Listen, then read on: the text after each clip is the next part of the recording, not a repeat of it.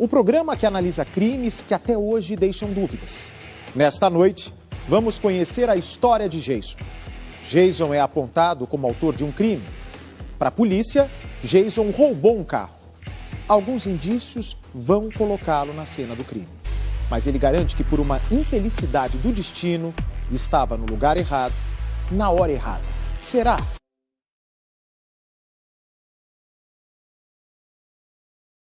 Um motorista de aplicativo recebe mais um pedido de corrida. Assim que os passageiros embarcam, ele percebe que caiu numa armadilha. Vou levar seu carro, vai, maluco. Encosta aí. Cala a boca, maluco. Vai. Parou, vai. Os assaltantes levam o carro, documentos e também o celular que tem um rastreador. Seu prego. Vai, vambora. Fica pianinho aí, maluco. A polícia é acionada e chega no momento em que Jason observava o veículo. Mas por que isso? Não tô fazendo nada, só olhando o carro. Seria ele um dos assaltantes? Eu acho que o dono do carro se enganou. O meu filho simplesmente se aproximou do carro. Só tava olhando, não mexeu em nada. Quem está com a razão? Ele tava mexendo num carro que é roubado. Se ele não tem nada a ver, por que ele tá mexendo? O senhor está preso, acabou de ser reconhecido pela... Vira.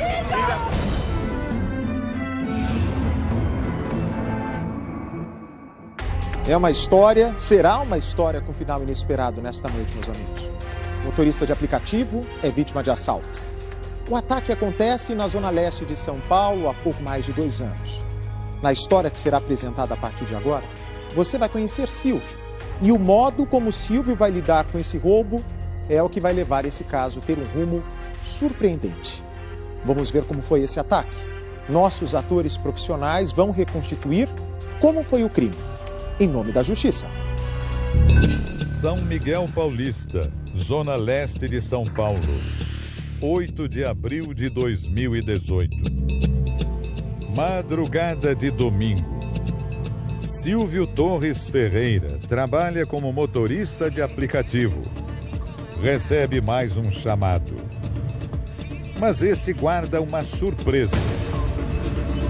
No dia 8 de abril de 2018, eu recebi um chamado no nome de Cíntia, para São Miguel Paulista.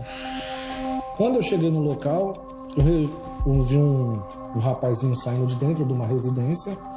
Eu encostei o meu carro, perguntei para ele quem que era a Cíntia, e ele me informou que era a mãe dele, que tinha chamado para ele.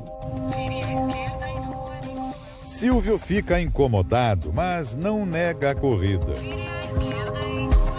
Só que ali eu percebi que eu ia ser roubado. Por quê? Porque quando eu recebi o chamado, eu tinha visto só os dois sentados na porta da residência. Eu não vi o terceiro entrando no banco de trás.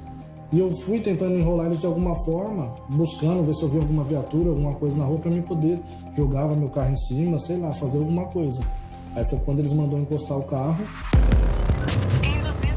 De repente, o grupo anuncia um assalto. Vou levar seu carro, vai, maluco. Encosta aí. Calma, Cala a boca, maluco. Vai. Parou, vai. Vai. Tudo é muito rápido. Vai, maluco. Vai, deixa o carro. Depois vai embora, vai. Os ladrões fogem e levam o carro e todos os pertences de Silvio.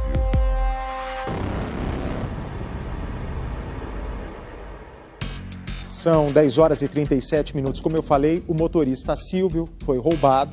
Os bandidos levaram o carro dele. Ele decide tomar uma atitude um tanto arriscada. A atitude que você vai ver é muito perigosa. Ele vai atrás do veículo, que é o ganha-pão dele, antes mesmo de chamar a polícia. O celular, que também foi levado pelo criminoso, como vocês viram aí na narração do Marcos Rummel, é a pista que a vítima precisava para chegar até o ladrão. É aí que o nosso personagem desta noite, o Jason, começa a entrar na história. Fique bem atento a partir desse momento para entender como o Jason vai ter a sua honestidade duramente questionada. Preste bem atenção a partir de agora para ver como o Jason terá colocado em xeque toda a sua verdade. Você vai acompanhar conosco, nesta noite, como sempre, a análise da escritora e especialista em crimes, Ilana Casoy. Desce do carro, vai, mano, vai. Com a ajuda da tecnologia, Silvio consegue rastrear o veículo. O celular, também levado no roubo, tem um localizador. Todo passageiro, antes de eu pegar, eu mando a localização no grupo que a gente tem, lá do WhatsApp. Eu liguei pro meu amigo e falei para ele assim o seguinte, falei, ó, vê a localização do meu carro, porque eu acabei de ser roubado. Obrigado. Com a localização, Silvio segue para o local onde o carro foi deixado e leva a esposa. E a gente foi até o endereço que estava dando a localização, que era numa rua sem saída próxima de onde eu tinha sido roubado. De longe, o casal vê um homem rodeando o veículo. Ele é Jason Rodrigues Moreira. Tudo aconteceu nessa pequena rua. Os vizinhos estranharam a presença do veículo. Ninguém sabia quem era o dono. Curioso, Jason se aproxima para ver se havia alguém no carro ou se era possível enxergar alguma coisa lá dentro que pudesse dar uma pista. Estavam todo mundo falando do carro. Até minha mãe chegou em mim e falou, tem um carro meio estranho aqui na rua. Eu percebi que o carro estava meio embaçado. Nessa daí eu fiz só o gesto de, tá meio embaçado, vou olhar. É natural. Olhei. Silvio se mantém à distância e liga para a polícia para pedir ajuda. Quando a gente chegou, ele já viu o rapaz lá embaixo mexendo no carro. Ele falou assim, Ju, foi ele que roubou meu carro. Só que até então a gente não tinha visto o carro ainda. A gente viu que era um carro prata. Aí ele falou assim, você desce e você vai lá e vê se você confere a placa. Aí eu desci e conferi a placa e já acionamos a polícia. Assim que chegam, os policiais abordam Jason, que alega inocência. Pai de viatura, mão de viatura, de você tá preso, tal, o carro roubado que você mexeu, que você roubou ontem e que você tava mexendo agora. Aí eu falei, não, eu sou trabalhador. Até minha mãe subiu correndo, mostrando minha carteira de trabalho, meu crachá. Não tô fazendo nada, tô só olhando o carro. Vou tirar uma foto sua para averiguação. A polícia faz uma foto com o celular e mostra para Silvio. Foi esse mesmo. O motorista de aplicativo confirma. Diz que Jason fazia parte do grupo que o assaltou. Não adiantou em nada, que a vítima estava batendo o pé, que foi eu que assaltei o carro ontem e que mexi no carro no dia seguinte. Jason é algemado e levado preso. A família acompanha sem poder fazer nada. E os policiais já algemando ele pedindo ajuda, e todo mundo gritando, não foi ele, e a vítima já tinha reconhecido ele, falou que era ele, aí já algemaram ele, enfiaram ele dentro do camburão. A senhora passou mal? Aí eu passei mal, e os policiais ainda falaram, leva pro hospital. Deu tristeza, na hora de tristeza e ódio. Uma coisa que você acusar que você não fez. Jamais eu vou roubar. Nunca roubei, nunca vou roubar, sempre trabalhei. Na história de hoje, está presente um dos fatores mais comuns para que se cometa os chamados erros de justiça no mundo todo. O reconhecimento de um suspeito por testemunho ocular, seja ele fotográfico ou não. Nos Estados Unidos, essa já é a principal causa de condenações de inocentes, mais de 70%. Aqui no Brasil, apesar de não contarmos ainda com essa estatística, não devemos estar muito longe desses números. Os erros na identificação de suspeitos, cometidos por testemunhas oculares, têm efeitos trágicos, já que acabam colocando inocentes na cadeia, enquanto deixam livres os verdadeiros culpados. Assim, inocentes seguem sendo presos, até prova em contrário. Pois é, e quando o inocente, aparentemente inocente, vamos descobrir tudo no programa de hoje, é preso, o verdadeiro criminoso continua livre. E o verdadeiro criminoso ganha ainda mais força para continuar cometendo sua série de ataques. O carro do Silvio, motorista de aplicativo, é encontrado numa rua. Rua essa pequena, residencial, onde a maioria das pessoas se conhece. De repente, um carro suspeito, com vidro embaçado, aparece parado. O Jason, então, ele começa a mexer no carro. Jason quer saber se tem gente dentro do veículo. Tudo isso, segundo o Jason, sem saber que aquele carro tinha sido roubado. E que de longe, mas não muito, o dono do veículo estava vendo atentamente toda a movimentação. e, é claro, logo suspeitou do Jason. Então, na hora que a polícia faz o reconhecimento, tudo parece um jogo de cartas marcadas. O motorista sabe que está vendo uma foto do homem que estava observando o carro dele, foto essa tirada por um policial. Vai ficar muito difícil para o Jason se livrar dessa situação e ele acaba preso, veja só.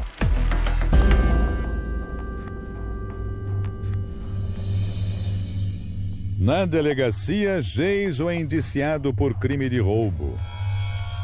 Se você não roubar, você tá na esquina de uma casa onde o seu carro tá... que ele achou, na esquina da rua da minha casa. Vê um cara olhando o carro, foi a isca. Ele já logo é ele. Aí sobrou pra mim. A família está devastada. Todos viram ele ser levado da porta de casa e não puderam fazer nada. Eu acho que o dono do carro se enganou. O meu filho simplesmente se aproximou do carro. Só estava olhando, não mexeu em nada. Para poder acusar outra pessoa, você tem que ter certeza do que você está falando, porque depois as consequências vêm.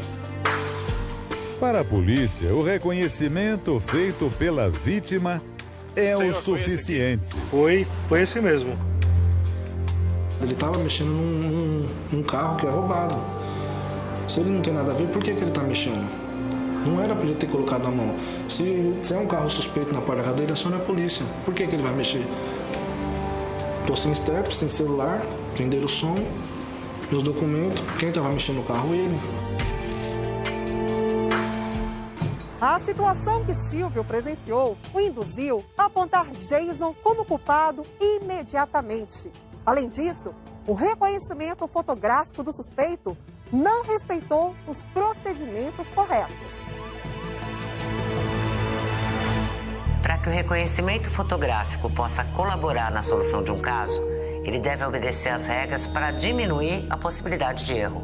Pessoas colocadas à frente da testemunha na linha do reconhecimento devem ter a mesma aparência da pessoa descrita pela vítima. Quem apresenta as fotos para a testemunha não deve saber quem é o suspeito. Se apenas essas duas coisas tivessem sido feitas no caso de Jason, o óbvio apareceria, porque ele tem 1,94 de altura e o indivíduo descrito por Silvio tinha apenas 1,70. Além disso, ninguém considerou que no momento do assalto, Silvio estava nervoso, temendo por sua vida, no escuro, olhando os assaltantes pelo espelho retrovisor. Jason é formalmente acusado de ser um dos autores do assalto. Preso preventivamente, é levado para o Centro de Detenção Provisória de Mogi das Cruzes. Quando eu vi a porta abrindo, a porta da detenção abrindo, que aí foi um momento de tristeza, aí eu caí na realidade. Eu falei, nossa, o que eu tô fazendo aqui? Eu não fiz nada. Aí foi sensação de ódio, rancor, tristeza, choro. Aí depois que o advogado falou, disse, seu caso tá difícil, você vai ser condenado. Aí foi a gota d'água. Nossa, foi muito difícil, porque ver ele naquelas condições e ele tentando ser forte, sabe? Falando, não, mãe, não se preocupa que eu tô bem aqui, sabe? A todo momento ele falava que estava bem, procurava deixar eu tranquilo, mas eu sabia que ele não estava bem. Tá preso ali no meio daqueles, sabe? Daqueles presos ali, de tudo que é tipo de assassino, tudo misturado. Eu cheguei pro meu filho e falei, filho, eu vou tirar você daqui, dessa prisão, porque você é inocente, a gente sabe que você é inocente. É só o início de uma longa batalha. São 10 horas e 47 minutos no horário de Brasília. Você pode comentar conosco nas redes sociais usando a hashtag Em Nome da Justiça, tudo junto. Hashtag Em Nome da Justiça, dando sua opinião, tecendo comentários sobre essa história intrigante que está só começando. Bem, Jason está sem saída. Ele é levado para a cadeia e vai ter que aprender a levar uma vida de reclusão enquanto a família vai em busca da liberdade dele. Uma missão desafiadora para pessoas de origem humilde, com muitos problemas financeiros, mas os parentes, em especial a mãe de Jason, Dona Tânia, não vão desistir facilmente.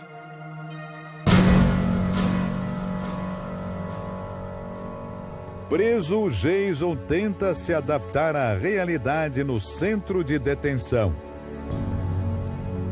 Durante as visitas dele, eu via que ele estava chateado com a situação, mas ele acreditava, porque ele sabia que ele era inocente, ele não era o autor do crime. Então ele se mostrava forte. Batia aquela chateação, ele falava que chorava muito, mas ele acreditava que ele ia sair e nós mais ainda, porque a gente estava buscando, a gente sabia, né? O meu irmão lá dentro da prisão, ele confidenciou que ele tinha medo de ficar muito tempo lá. Ele precisa se adaptar a condições bem precárias. A cela era para 30, tinha 65 dentro da cela. Um colchão que... O nome é colchão, mas nem era colchão aquilo lá. E a comida de lá era horrível, péssimo. Até bicho. Encontrei perna de barata, caramujo, caco de vidro. Depois que ele foi preso, abalou muito a família, né? A gente que era tão junto, né? E ter tirado ele de lá do nosso lugar, da nossa casa, né? Deixou a gente um pouco enfraquecido, né? Mas nessa dificuldade a gente tem que mostrar que a gente é forte. O drama uniu ainda mais a família Moreira na busca pela verdade. A gente foi para a delegacia, a gente teve que buscar meios para tentar tirar de lá. O advogado foi bem junto com a gente, nos instruiu, né? Para a gente procurar as testemunhas, né?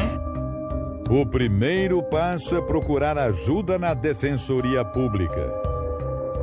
Fiz o pedido de liberdade naquele momento, foi convertida a prisão em flagrante prisão preventiva. Na sequência, eu fiz uma ação de habeas corpus, eu entrei com habeas corpus no tribunal, com base nos seguintes argumentos: ele é primário, não tem antecedentes, é desproporcional a prisão. O Brasil tem a terceira maior população carcerária do mundo.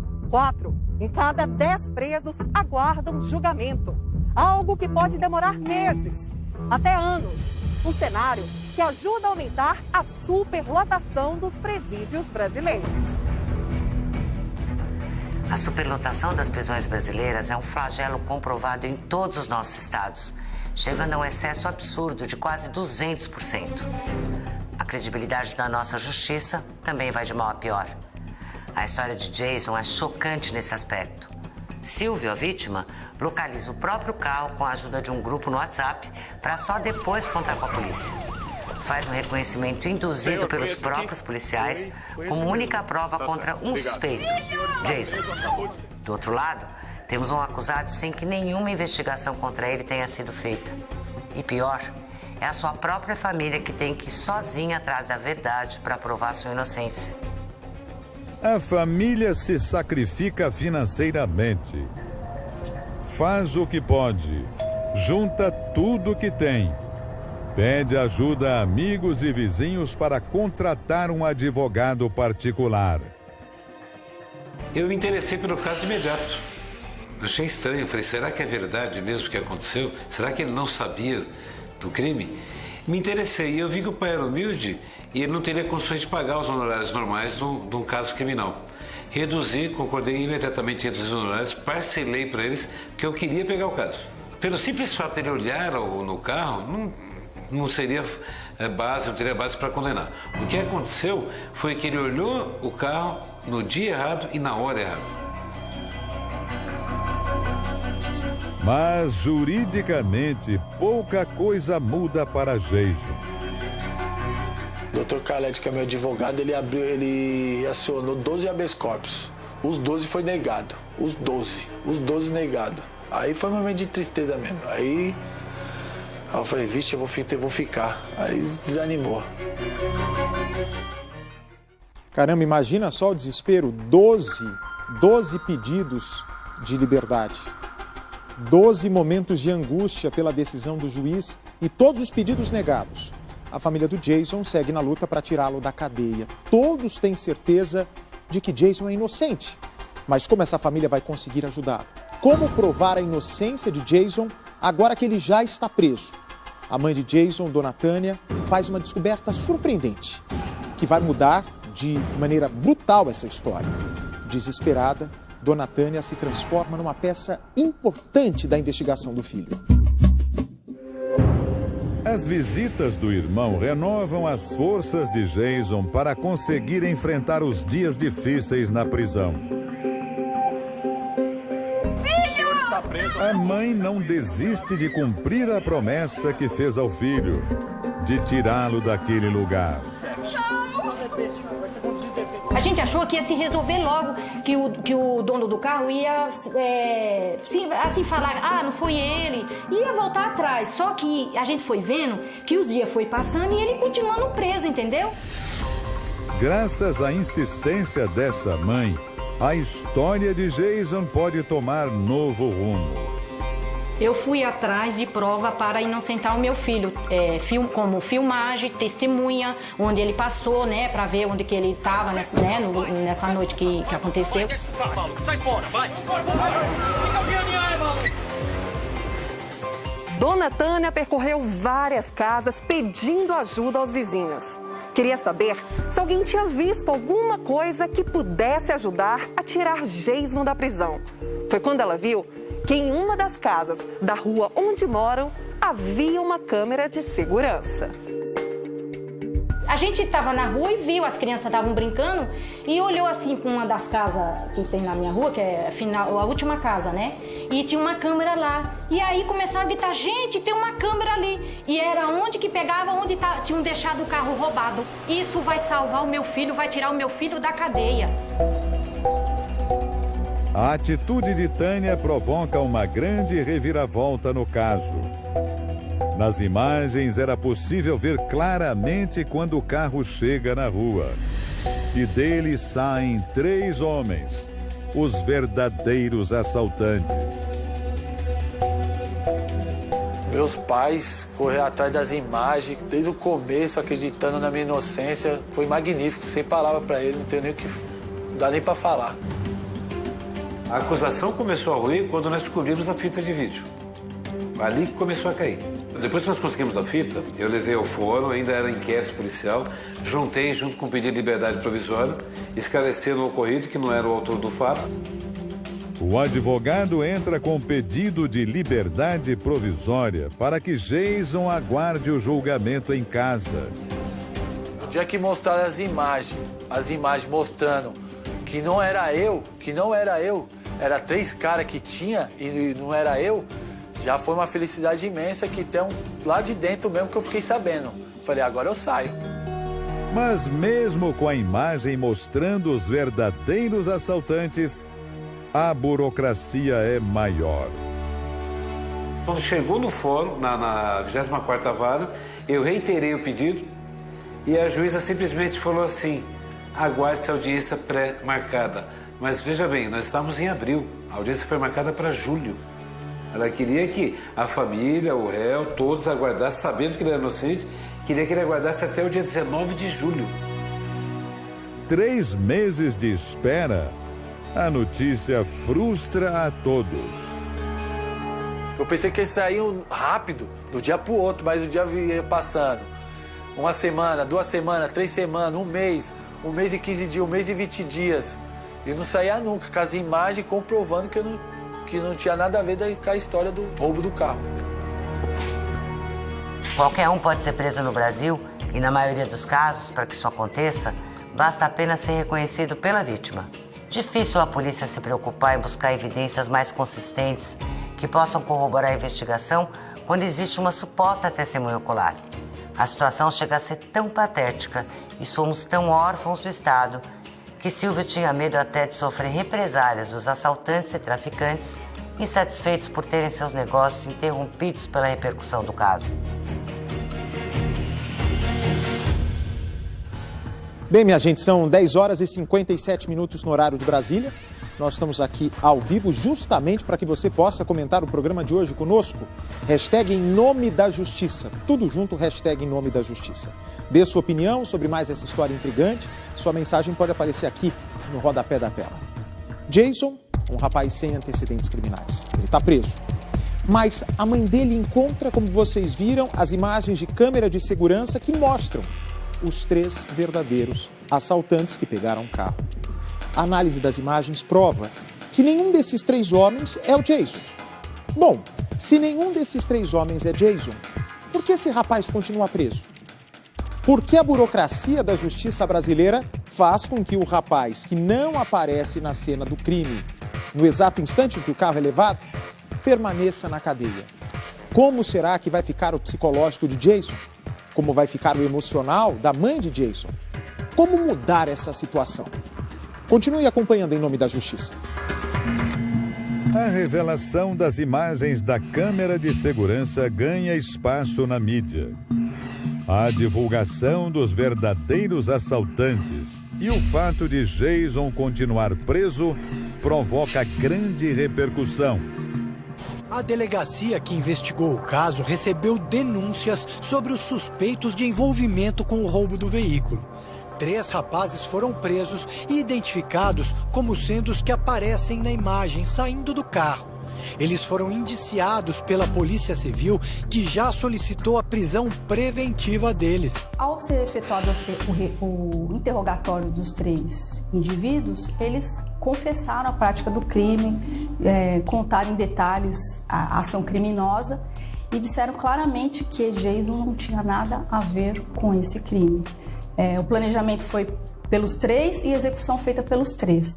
Jason, morador da Zona Leste de São Paulo, tem 32 anos e não tinha nenhuma passagem pela polícia. Até ser preso, ele trabalhava como porteiro. Vocês receberam a notícia do trabalho dele também, né? Recebemos do gerente de que tinha outra pessoa trabalhando no lugar dele, que não tinha como esperar, né? Pensou que ia ser rápido, né? Só que não, já faz mais de 2 meses. O tempo a mais de espera por uma decisão judicial só aumenta a punição de um inocente, diz o advogado. A maioria que está preso ali realmente são perigosos. Imagina você colocar um inocente que nunca foi preso no meio desses bandidos. Ele sofre horrores ali. O passar dos dias traz angústia e preocupação para essa família. Parece uma eternidade. Meu Deus do céu. Sofre, é muito sofrimento em saber que uma pessoa inocente está presa, não foi ele. Até o momento em que reconheceu Jason, Silvio só tinha visto ele de longe. Eu fiquei de longe. Eu fiquei uns 50 metros da onde a polícia abordou ele. Porque a polícia passou e viu, olhou para dentro da viela e viu ele mexendo no carro. Os policiais também viram ele mexendo. Você entendeu? Foi quando a polícia abordou ele. Pegou o Jason, ele tirou uma foto e me apresentou. Senhor, foi esse aqui? Foi esse mesmo.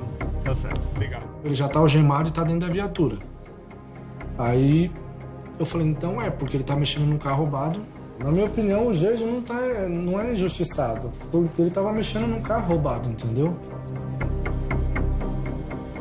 O dono do carro se enganou, porque quem foi injustiçado foi meu filho, que passou um vexame de ser levado algemado como um bandido. O policial ainda até falou, me agrediu, falou pra me sair até de perto, sai daqui que você não tem o que fazer não, porque bandido tem que pagar. Então ele tem coragem de falar isso, que o injustiçado é ele? Mas não foi meu filho que roubou o carro dele, foi outras pessoas que roubaram o carro dele. Depois de diligências das fotos que tiveram, foram reconhecer os demais. Diligenciaram e acharam o meu cliente. Ele estava na casa dele, pegaram o meu cliente na casa dele, pegaram o Alan também, prenderam o Alan. Foi apreendida uma arma e essa arma era do Alan. E ele foi confesso que ele agiu, que a arma era dele e tudo. Mesmo com essa importante prova de inocência, a juíza é irredutível. Só vai analisar imagens na audiência. Seria preciso aguardar 90 dias. E a espera de Jason parece se tornar cada vez mais longa. Para o inocente, na cadeia, cada dia é uma eternidade. 11h02 em Brasília. Diante dessas novas imagens, como será que se sente o Silvio, hein? O motorista de aplicativo que flagrou Jason mexendo no carro. O que será que o motorista Silvio vai fazer agora que as imagens de câmeras de segurança tiram o acusado da cena do crime? O que ele pensa agora que a câmera de segurança não filma Jason no momento em que o carro é abandonado? É uma batalha angustiante. Nessa altura da história, falta uma semana para que o destino de Jason seja decidido. Em uma semana, o juiz vai determinar se ele fica ou não na cadeia. Será que Silvio estaria disposto a dar um novo depoimento? Será que pode estar nas mãos do motorista de aplicativo assaltado, Silvio, a liberdade tão esperada de Jason? Acompanhe Em Nome da Justiça. A defesa então entra com um novo pedido de habeas corpus.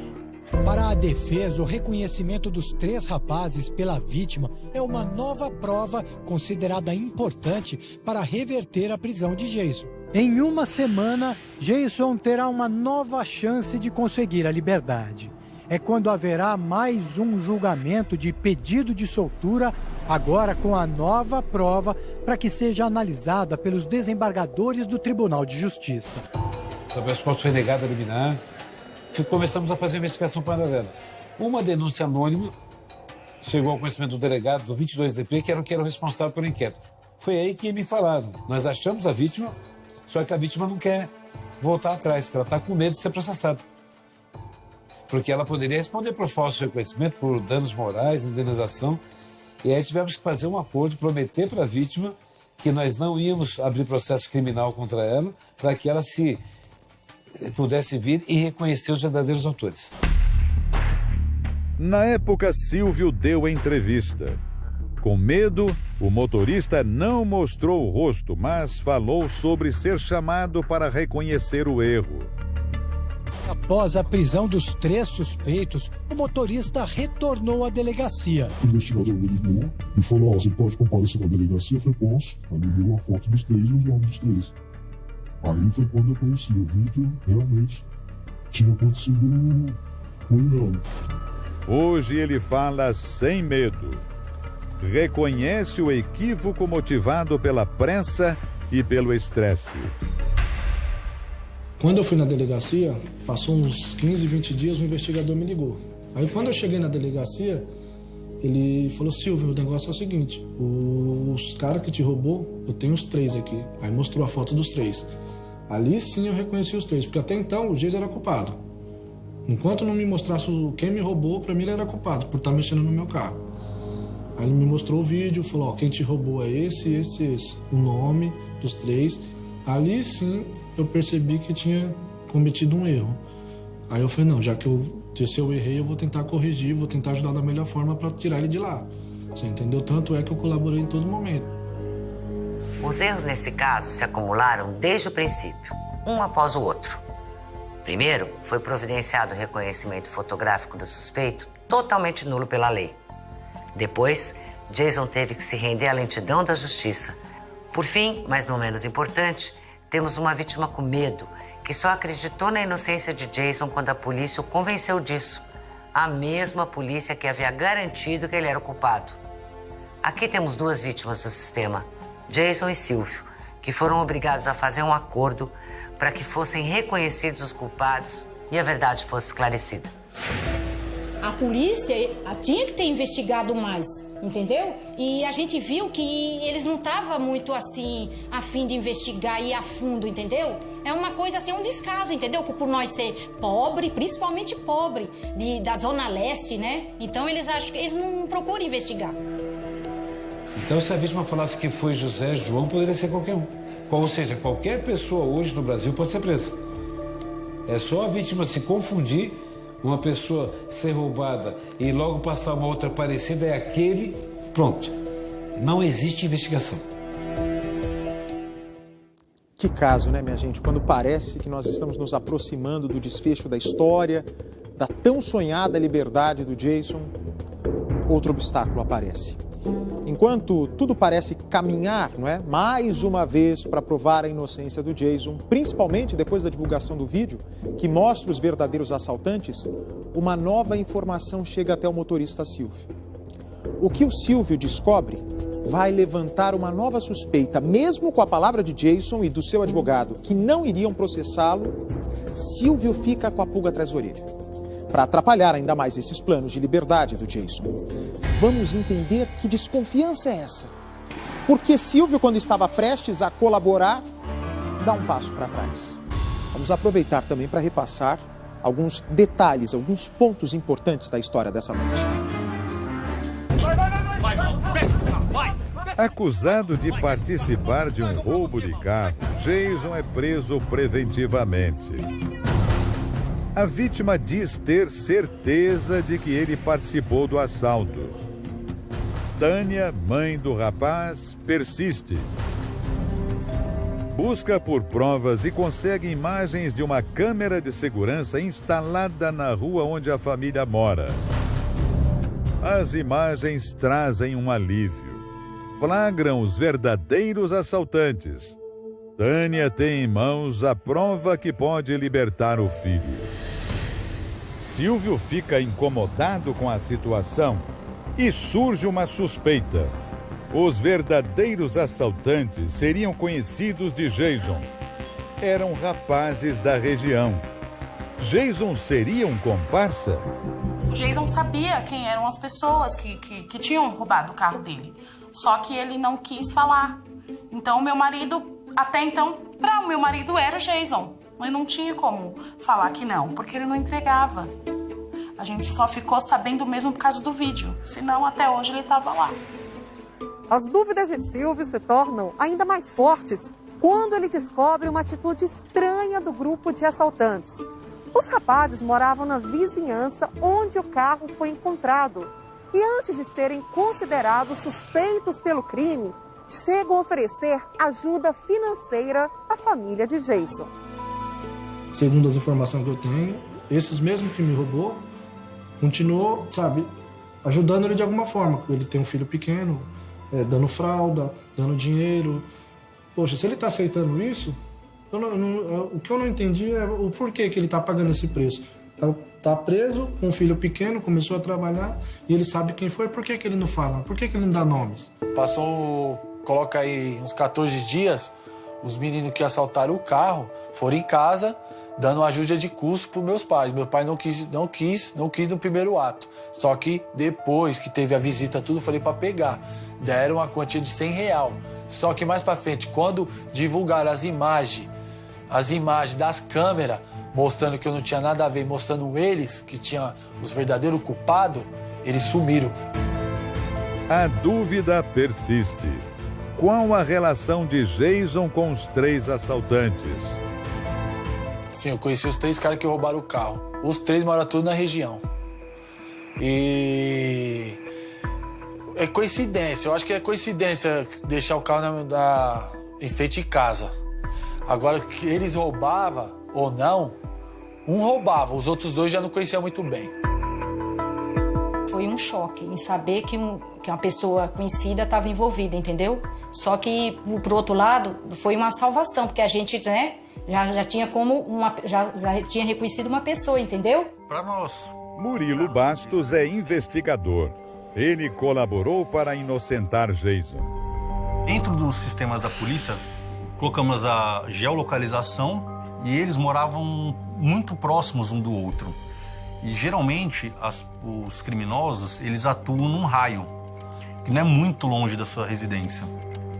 Assim, tomamos a iniciativa de fazer um mapeamento da residência de cada um e de onde o veículo foi abandonado. E vimos que era muito próximo, era questão assim de 50, 100 metros cada um. Não investigar a fundo a relação de Jason com os assaltantes seria mais uma falha? Então não houve investigação, de maneira alguma. A polícia ouviu a vítima falou que aquele Jason era o autor do roubo, apresentaram o carro roubado, ou seja, existia materialidade do crime, existia autoria, para a polícia tá bom. E a polícia deveria diligenciar imagens. Em qualquer lugar, qualquer esquina tem farmácia, comércio e tal, deveria diligenciar para verificar. Se fizesse na época, não deixaria 20, 30, 40 dias o rapaz, o Jason, preso. Não é que a polícia tem que provar que você é culpado. Você tem que provar que você é inocente.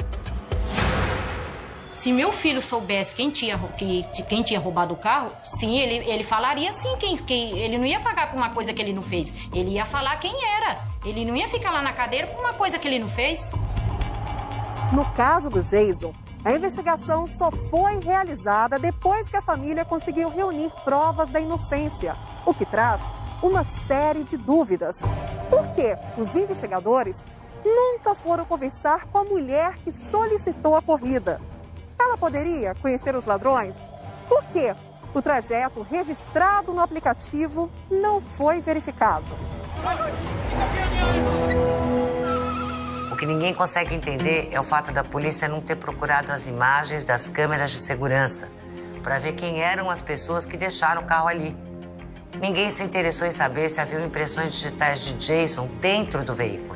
Tudo isso só acontece porque no Brasil se dá pouco valor às provas científicas e o resultado disso é que ninguém as procura.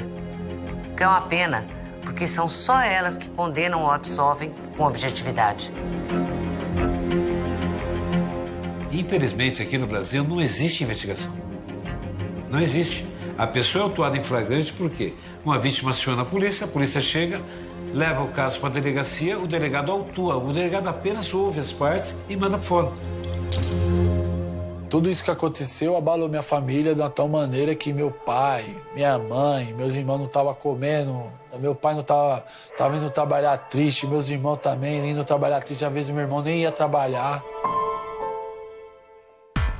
Agora são 11 horas e 13 minutos no horário de Brasília. Quero desde já agradecer sua audiência e também os comentários, com a hashtag Em Nome da Justiça. Muito obrigado pelos comentários carinhosos e também os comentários sobre o conteúdo do programa que está sendo apresentado nessa noite. O Jason e a família conheciam os criminosos porque eram pessoas do mesmo bairro, mas ele segue afirmando que não tinha qualquer envolvimento com eles. Daqui a pouco, nós vamos saber mais sobre o que aconteceu com esses verdadeiros assaltantes. Ainda assim, a luta pela liberdade está longe do fim. Mesmo com a divulgação das imagens dos criminosos, Jason vai enfrentar uma série de dificuldades na justiça.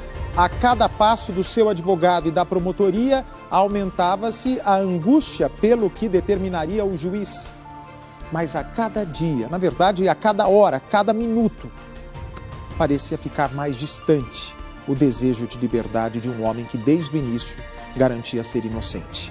Veja só. O trabalho de investigação da mãe de Jason foi de extrema importância para revelar a identidade dos verdadeiros culpados. A mãe do Jason, ela trouxe alguns elementos no sentido de que ela avisou que alguns vizinhos conheciam as pessoas. Quando a gente pediu as imagens do vizinho, ela ajudou a conversar com ele para demonstrar que o seu filho Jason era inocente, entendeu? Então, nessa parte, ela realmente colaborou. Mas a luta pela liberdade de Jason ainda está longe do fim. Quase 3 meses se passam e ele segue atrás das grades. Você tem ali, naquele flagrante, um reconhecimento da vítima num crime de roubo, para aquilo basta. Infelizmente, por falta de estrutura, acho que da Polícia Civil aqui em São Paulo, não tem estrutura para eles se dedicarem com afinco à investigação de todos os casos. Falhas na investigação, morosidade da justiça. Quantos mais vivem situação parecida? Quando eu tive acesso à fita, à mídia, nós tivemos acesso 15 dias depois da prisão dele. Ele ficou preso ainda 3 meses. Isso porque ele tem advogado particular, isso porque nós entramos com 2 habeas corpus, isso porque eu falei pessoalmente com o juiz, com o promotor, fui no tribunal sustentar oralmente e não conseguia. O advogado de Jason persiste. O delegado, o que ele fez? Ele pegou o inquérito que ele estava apurando esse fato, pediu a prisão temporária dos 3 ladrões, prendeu os 3 ladrões, ele foi e protocolou o inquérito na 24ª vara, ou seja, tinha que passar para a juíza esse inquérito. Aí, olha que loucura, ela não deu a liberdade. Quem deu a liberdade foi o promotor. Denunciou os 3 verdadeiros autores e retirou o nome do Jason da denúncia. E aí, ele mesmo, como Ministério Público, pediu a liberdade do Jason. Pediu, não, a liberdade não. Pediu para expedir o alvará de soltura. Pois bem, o Ministério Público pede o alvará de soltura. Jason finalmente seria solto. A reportagem da Record estava lá. A nossa equipe acompanhou toda a expectativa. Nós registramos a emoção da família que aguardava a saída do rapaz acusado de ter roubado um carro. Depois de 3 meses, ele finalmente iria reencontrar a liberdade. Nós flagramos absolutamente tudo em nome da justiça. Após 100 dias, chega o momento mais esperado pela família Moreira. Foram momentos de muita ansiedade em frente à penitenciária de Mogi das Cruzes, na Grande São Paulo. O irmão e principalmente a mãe aguardavam a saída de Jason. Eu tô muito ansiosa aqui, não vejo a hora de ver ele, sentir ele, ver que ele está bem, né, na medida do possível, se é que pode falar que está bem aqui dentro, né? Ainda mais uma pessoa inocente, não devendo nada, né? Então a minha expectativa é de ver ele, não vejo a hora. Quando eu fiquei sabendo que eu ia ser libertado, foi 11 horas da manhã, numa sexta-feira. No outro dia ia ser visita, tava arrumando minhas coisas lá pra visita e cantou advogado pro Jason Rodrigues Moreira, que é eu. Fui lá no quarto lá, onde que o advogado comparece e falou que eu ia... Tá sabendo, Jason? Eu falei, do quê? Mais um habeas corpus negado? Até brinquei. Não, você vai sair daqui a pouco, tá seu pai e sua mãe aí, tá as emissoras tudo aí. Aí foi uma felicidade imensa, deitei no chão, cambalhota, vixe, todo mundo me abraçando lá dentro, foi uma felicidade que não tem preço nenhum. Depois de algum tempo de espera, o advogado saiu para contar como Jason havia recebido a notícia. Não vai ser absolvido, nós trancamos a sala, acabou. Aí ele estava sozinho na cela, no falatório, deitou no chão, começou a agradecer a Deus, chorou. Pena que não podia filmar. Toda a espera valeu a pena no momento em que o portão da penitenciária se abriu e Jason apareceu. Foi um momento de muita emoção. Quando meu filho saiu da prisão, nossa, eu fiquei muito feliz dele ter saído daquele inferno, porque aquilo é um inferno. Porque ele contava as coisas que ele passou ali, mas aí quando eu vi ele saindo, gente, que felicidade. E ele chorando, sabe? Aquilo cortou meu coração, mas só ver ele saindo foi muita felicidade pra mim, tanto pra minha família, pra todo mundo, entendeu? Aliviado, mas ao mesmo tempo ainda abalado, Jason falou sobre o que foi mais difícil na prisão. Ele contou que muitas vezes sentiu medo, mas não perdeu a esperança de sair. Às vezes não dormia, ficava acordado, né, pro teto, mas sabia que eu ia sair. Senti muita alegria em saber que ele estava de volta ao lar dele, que ele ia dormir numa cama quentinha, ia comer numa comida, sabe, comida feitinha na hora. Sentiu muita falta dessa reunião, dessa família em casa, da comida da mãe? Com certeza, muita saudade. Só de você estar na sua casa, comer a comida da sua mãe é satisfação total. Ele tinha acabado de conseguir um emprego como porteiro quando foi preso. Enquanto estava na cadeia, foi substituído no cargo. Dá uma oportunidade novamente para mim, né? Para mim estar trabalhando. Voltar ao que eu fazia sempre. Jason está de volta ao quarto onde sonhou estar, dias e noites durante o tempo na prisão. E pôde reencontrar o filho de 4 anos, que nunca entendeu por que o pai tinha sumido. Não tava de mim direto, não podia ver ninguém de boné ou alto que já pensava que era eu, é complicado. Aí era um momento de tristeza mesmo. O Jason, nós conversamos logo depois que eu tirei ele sobre um possível processo contra o Estado de indenização, porque realmente ele tem que ser indenizado. O que ele passou ali é o inferno na Terra. Eu entendo que em matéria de indenização nós não podemos valorar, nós não podemos avaliar quanto que o Jason tem direito. Porque um dia naquele inferno lá, porque o CDP hoje é um depósito de preço, um dia pode custar a vida dele. Mas aí as pessoas falam pra mim, mas as pessoas que morrem, tudo bem, merecem indenização também. Só que imagina você ficar 3 meses e meio, a pessoa fica 3 meses e meio presa, podendo morrer a qualquer momento. Mesmo com tantas provas de sua inocência apresentadas à justiça, Jason ainda ficou preso por mais 3 meses, sem nenhuma razão lógica para isso. A verdade é que quando alguém ganha liberdade, a alegria é tanta que ofusca a busca dos responsáveis por aquele erro judiciário, tenha ele acontecido por acidente, negligência ou omissão. Se isso não for feito com muita firmeza, qualquer um de nós pode ser preso assim, de uma hora para outra, sem nada contra, além da palavra de alguém. Do carro que eu olhei, não me arrependo não. Primeiramente, o carro estava em frente à minha casa. Eu fui apenas olhar para ver se tinha alguém, porque o vidro estava embaçado. E um calor que estava, eu já estava pensando em outra coisa. Tinha alguém passando mal. Só fui olhar para ver o que tinha dentro do carro, só apenas isso. Fui para pegar nada dentro do carro, nem nada. Felicidade e alívio de um lado. Preocupação e angústia de outro. Preocupação e angústia com os dias que Jason teria pela frente agora em liberdade. Jason deixa a cadeia, tenta deixar para trás dias sombrios, dias tristes, mas agora em liberdade ele não vai mais encontrar o emprego dele como porteiro. E o motorista Silvio, que acusou Jason, também vai enfrentar problemas. Como fica o sentimento de Jason com relação a Silvio agora? Mágoa? Talvez rancor? Perdão? O que passa na cabeça de um homem que foi acusado veementemente como um assaltante de carro? O que passa na cabeça de um homem que foi preso, perdeu o emprego, abriu mão da família, foi obrigado a abrir mão da família, injustamente, em nome da justiça? Passa a carteira, maluco. Passa a carteira. Vai. Vou levar seu carro. Vai, maluco. Mesmo depois do crime esclarecido, Silvio teve dificuldades para retomar o trabalho, voltar à vida normal. Os familiares dele, tanto na delegacia quanto por mensagem, me procuraram para tentar conversar, negociar, ver o que podia ser feito, inclusive pagar um advogado, ajudar a pagar o advogado para tentar tirar ele da cadeia. Eu falei, olha, eu também estou no prejuízo, estou sem trabalhar, tá? Só eu, minha esposa e meus filhos, eu não tenho ninguém por mim.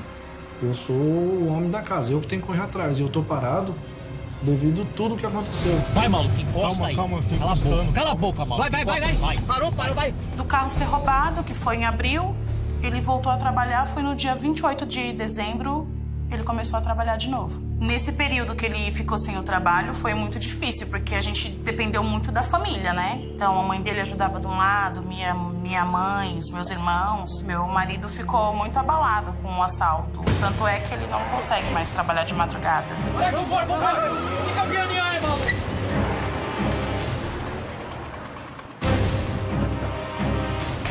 A verdade é que Jason e Silvio são igualmente vítimas de uma polícia desaparelhada e ineficiente, que investiga superficialmente os fatos e contribui para que erros como esse tragam graves consequências a tantas pessoas. Um reconhecimento realizado de forma totalmente fora dos padrões recomendados. A inércia investigativa da polícia e a lentidão do judiciário quase destruíram a vida de um inocente para sempre. E o mais revoltante ainda, enquanto Jason amargava quase 100 dias terríveis na prisão, os verdadeiros culpados circulavam tranquilos pelas ruas do bairro, sem serem incomodados por ninguém. Desde o começo, as dúvidas nesse caso eram enormes, visíveis. Só não foram devidamente investigadas. O que é lamentável, porque investigar as dúvidas é uma questão de justiça. Vai ser conduzido de defeito por um advogado. Por favor, filho! Eu acho que a vítima acusou meu irmão, acho que no calor da emoção. Ele estava no momento ali nervoso, né? Foi meio da madrugada, ele estava trabalhando, tira a ferramenta de trabalho dele, né? Então eu acho que o primeiro que ele viu, mais ou menos igual ao ver da vítima, e aí acusou, né, de maneira errada, né? Senhor, foi esse aqui? Foi esse mesmo. Tá certo, obrigado. Vira. Questão de mágoa com o Silvio, não tenho mágoa nenhuma. No começo eu tive muito mágoa. Hoje em dia já passou o ódio, o rancor. Fiquei triste, mas hoje em dia ele segue a vida dele, eu sigo a minha, cada um e segue o barco. Afinal, como estão os verdadeiros assaltantes hoje? Como está a vida de Jason 2 anos depois que tudo aconteceu?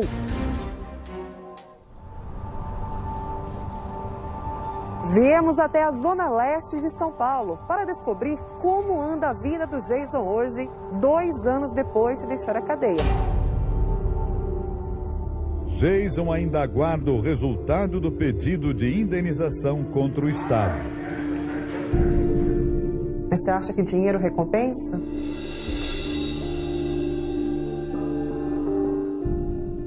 Onze horas, 27 minutos.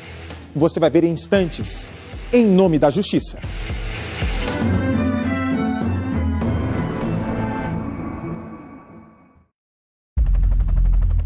Todo mundo com a mão no carro. 16 anos anos de história e comprometimento. 4 dias seguidos de negociações. O pesadelo da pedofilia. De informação e credibilidade. Transamazônica, a rodovia mais polêmica do Brasil. De reinvenção e novidades. Ousadia e beleza. Nós sempre fazemos questão de estar atualizados. A doença que já matou 500 mil de pessoas no mundo. Submundo da falsificação. E agora faremos isso com a presença da Carolina Ferraz. É isso mesmo, Edu.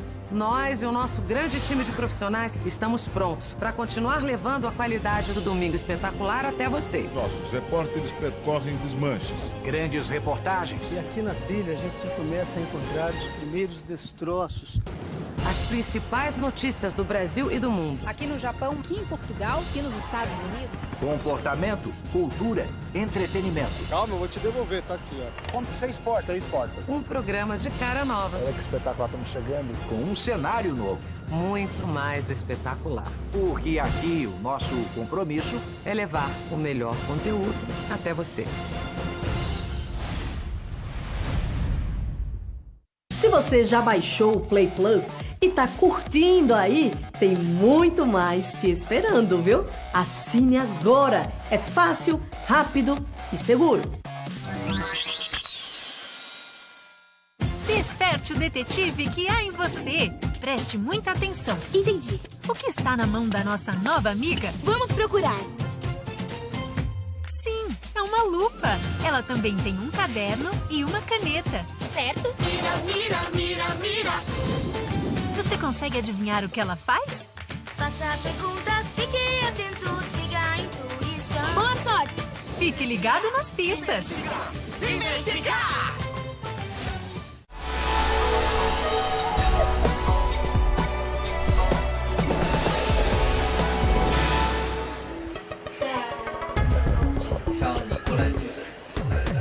Um mistério que intriga até os médicos.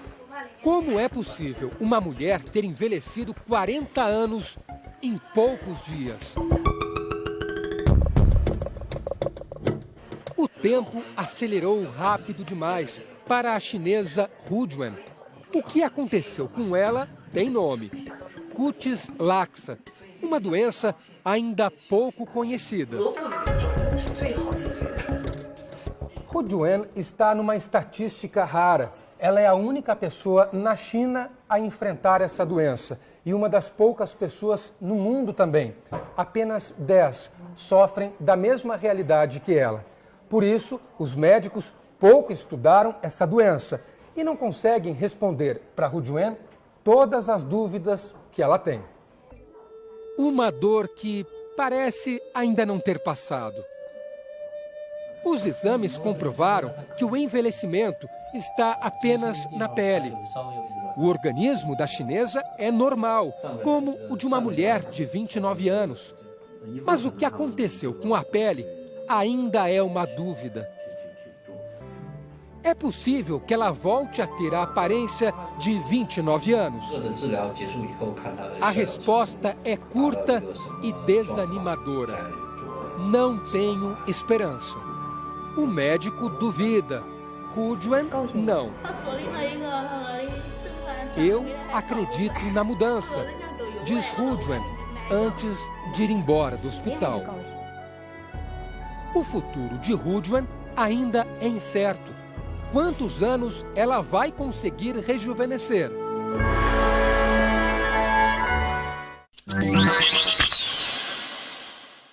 Mesmo com os estádios vazios, a emoção está de volta. Muita coisa mudou. Eu estou a minutos de entrar em mais uma transmissão, uma narração feita aqui da minha casa. Mas a paixão continua a mesma.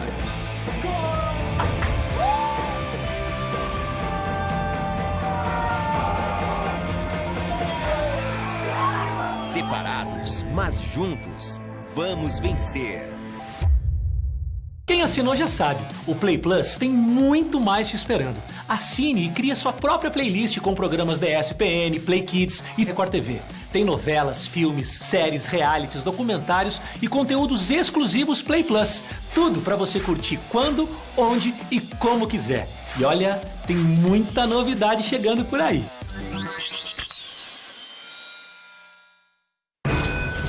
Bryce 24 GCS 7. 1, 2, 3. Cada segundo pode salvar uma vida. O aneurisma foi interrompido. Afastar. O que foi? Ruptura da aorta. Marty, fale comigo. Fica comigo, Daria. Fica comigo. Não desista.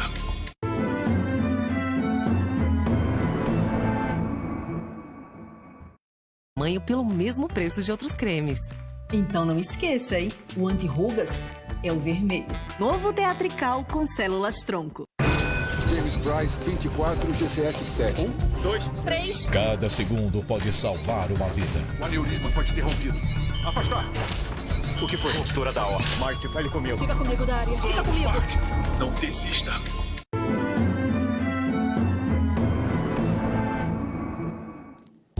Onze horas e 33 minutos pelo horário de Brasília. Estamos de volta com Em Nome da Justiça, que hoje conta a história de Jason, um rapaz acusado de roubar o carro de um motorista de aplicativo. Ele foi preso, mas as imagens da câmera de segurança que a mãe dele conseguiu localizar provaram que ele não tinha pego o carro. Como está a rotina de Jason hoje? Será que ele vai conseguir refazer a vida depois de passar pela cadeia? Nossa equipe reencontrou ele essa semana. E mais, o que aconteceu com os 3 verdadeiros assaltantes? Acompanhe comigo.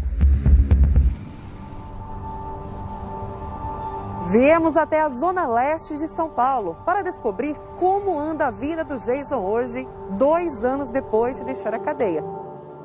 Jason ainda mora com os pais. O assunto da prisão incomoda. Eu não gosto muito de tocar no assunto, não. Eu converso algumas partes assim, mas tem coisa que eu nem não gosto de lembrar, não. A mãe também ainda não se sente confortável com as lembranças dos 3 meses mais difíceis da vida. Porque vem tudo novamente, né? A tristeza, o desespero, vem tudo na mente da gente. É muito difícil, é chato, né? Ruim, é triste, muito triste. O pai de Jason decide quebrar o silêncio. A imagem do filho sendo preso e levado num camburão ainda machuca. E foi uma abordagem muito feia. Eu achava que, embora a cena fosse feia, na delegacia ia se esclarecer e ele ia voltar. E não voltou? Não. O que mudou na tua vida depois disso? As pequenas coisas mudou o valor hoje. Por exemplo? Prato de comida. Coisa que serviço. No trabalho. No trabalho, focar. Essas 2 coisas aí, a família, né? Essas 3. Cada vez mais ligados e fortalecidos, Jason e os pais seguem firmes e com o coração limpo. Seguir em frente, foco. Foca em alguma coisa e deixa as coisas ruins pra trás. Se eu ficar pensando só nisso, aí você não vai andar pra frente, vai ficar só com ódio.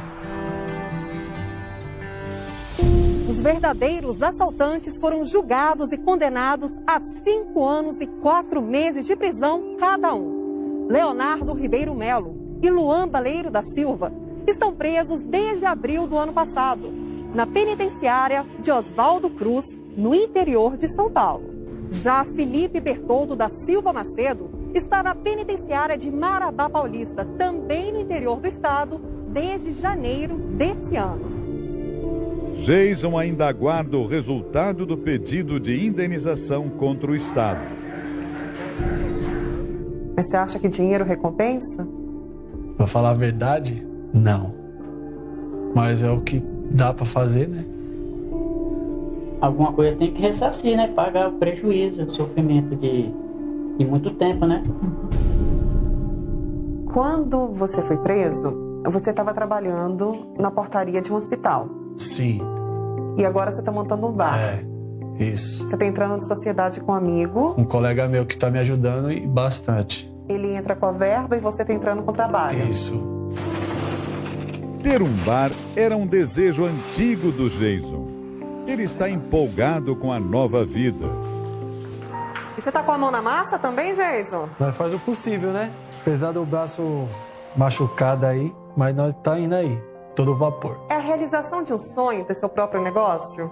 Com certeza. Desejo desde já uma boa noite, agradeço a sua companhia. Na semana que vem, um novo caso que deixa dúvidas até hoje. Criminosos assaltam uma empresa de TV a cabo. Uma ação rápida e bem planejada. Era dia de pagamento de salários. Eles levam todo o dinheiro, R$70 mil.